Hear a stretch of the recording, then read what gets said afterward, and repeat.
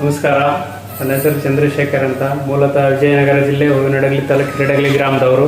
ಇವರು ನಮ್ಮ ಧರ್ಮಪತ್ನಿ ಚೈತ್ರಾ ಚಂದ್ರಶೇಖರ್ ಅಂತ. ನಾವು ಒಂದು 15 ವರ್ಷ ಆಯಿತು ಮದುವೆ ಆಗಿಬಿಟ್ಟು. ನಮ್ಮ ಬೆಂಗಳೂರು ವಾಸ 23 ವರ್ಷದಿಂದ ಬೆಂಗಳೂರಲ್ಲಿದ್ದೀವಿ.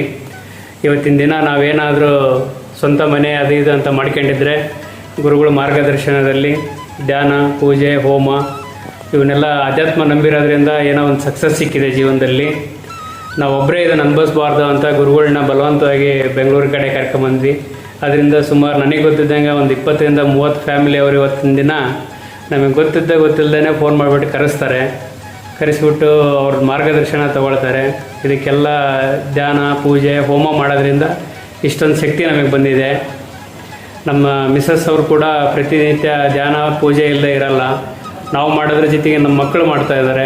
ನಮ್ಮ ಮಕ್ಕಳು ಮಾಡೋದ್ರಿಂದ ಅವ್ರ ವಿದ್ಯಾಭ್ಯಾಸಕ್ಕೆ ತುಂಬ ಅನುಕೂಲ ಆಗಿದೆ. ತುಂಬ ಪ್ರಗತಿ ಹೊಂದ್ತಾ ಇದ್ದೀವಿ. ನಾವು ಬೆಂಗಳೂರಲ್ಲಿ ಸ್ವಂತ ಮನೆ ಮಾಡ್ಕೊಳ್ತೇವೆ ಅನ್ನೋ ಕಲ್ಪನೆಯೂ ಇರಲಿಲ್ಲ ನಮಗೆ. ಬಾಡಿಗೆ ಮನೆಯಲ್ಲೇ ಜೀವನ ಮಾಡ್ತಾಯಿದ್ದೀವಿ. ಮದುವೆಗೆ 15 ವರ್ಷ ಆಯಿತು. ಸಡನ್ನಾಗಿ ಅವ್ರು ಹೇಳಿದರು ನಮಗೆ 2018ರಲ್ಲಿ 2024ರಲ್ಲಿ ನೀವು ಸ್ವಂತ ಮನೇಲಿ ಇರ್ತೀರಾ ಅಂತ. ನಾವು ಇದೇನೋ ಕಲ್ಪನೆ ಅಂದ್ಕೊಂಡು ಅದೆಲ್ಲ ಸಾಧ್ಯನಾ ಅಂದ್ಕೊಂಡಿದ್ವಿ. ಬಟ್ ಅದು 2020 ಅವ್ರು ಹೇಳಿರೋ ಪ್ರಕಾರ 2024 ಎಂಟರೊಳಗಡೆ ನಾವು ಸ್ವಂತ ಮನೆಯಲ್ಲಿದ್ದೀವಿ. ಇವತ್ತಿನ ದಿನ ಸ್ವಂತ ಮನೆಯಲ್ಲಿದ್ದು ಅದು ಹೆಂಗಾಗಿದೆ ಅಂತ ಎಲ್ಲ ಭಗವಂತನಿಗೆ ಗೊತ್ತು. ಗುರು ಮಾರ್ಗದರ್ಶನದಲ್ಲಿ ನಾವು ಇಷ್ಟೊಂದೆಲ್ಲ ಸಕ್ಸಸ್ ಕಂಡಿದ್ದೀವಿ. ಇವಾಗ ಗುರುಗಳ ಮಾರ್ಗದರ್ಶನ ನೀವು ಯಾರು ಪಡಿತಾ ಇದ್ದಾರೋ ಪ್ರತಿಯೊಬ್ಬರು ಅವ್ರ ಮೇಲೆ ನಂಬಿಕೆ ಇಟ್ಬಿಟ್ಟು ಅವ್ರ ಮಾರ್ಗದರ್ಶನದ ಪ್ರಕಾರ ಪೂಜೆ, ಪುನಸ್ಕಾರ, ಹೋಮಗಳು ಮಾಡಿ ಕುಟುಂಬನ ಗೌರವಿಸಿ, ತಂದೆ ತಾಯಿನ ನೋಡ್ಕೊಳ್ಳಿ, ಅಕ್ಕ ತಂಗಿಯರು ನೋಡ್ಕೊಳ್ಳಿ. ಇದರಿಂದ ನಿಮಗೆ ತುಂಬ ಬೆನಿಫಿಟ್ ಇರುತ್ತೆ. ಅದನ್ನು ನೀವು ಅನುಭವಿಸಿದ ಮ್ಯಾಗ ಅದರ ಸುಖ ನಿಮಗೆ ಗೊತ್ತಾಗೋದು. ನಾವು ಏನು ಹೇಳ್ತಾ ಇದ್ದೀವಿ ಅದೆಲ್ಲ ಸುಳ್ಳಲ್ಲ, 100ಕ್ಕೆ 100 ಸತ್ಯ.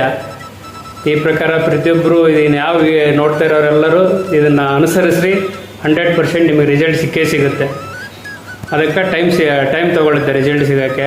ನಮಗೆ ಒಂದು 2-3 ವರ್ಷದಲ್ಲೇ ಅದರ ಪ್ರತಿಫಲ ಗೊತ್ತಾಗಿದೆ. ಹಾಗಾಗಿ ನಾವು ಅದನ್ನು ಕಂಟಿನ್ಯೂ ಮಾಡ್ಕೊಂಡು ಹೋಗ್ತಾ ಇದ್ದೀವಿ. ಪ್ರತಿನಿತ್ಯ ಪೂಜಾ, ಪುನಸ್ಕಾರ, ಹೋಮ ಏನು ಪರ್ಟಿಕ್ಯುಲರಾಗಿ ಹೇಳಿದಾರೆ ಆ ಹೋಮ ಮಾಡ್ಕೊಂಡು ಹೋಗ್ತಾ ಇದ್ದೀವಿ. ಧ್ಯಾನಗಳು ಮಿಸ್ ಆಗಲ್ಲ. ಕುಟುಂಬದ ಎಲ್ಲ ಸದಸ್ಯರು ಧ್ಯಾನ ಮಾಡ್ತಾಯಿದ್ದೀವಿ. ಹಾಗಾಗಿ ತುಂಬ ನೆಮ್ಮದಿಯಾದ ಜೀವನ ಸಾಗಿಸ್ತಾ ಇದ್ದೀವಿ. ನಮಸ್ಕಾರ.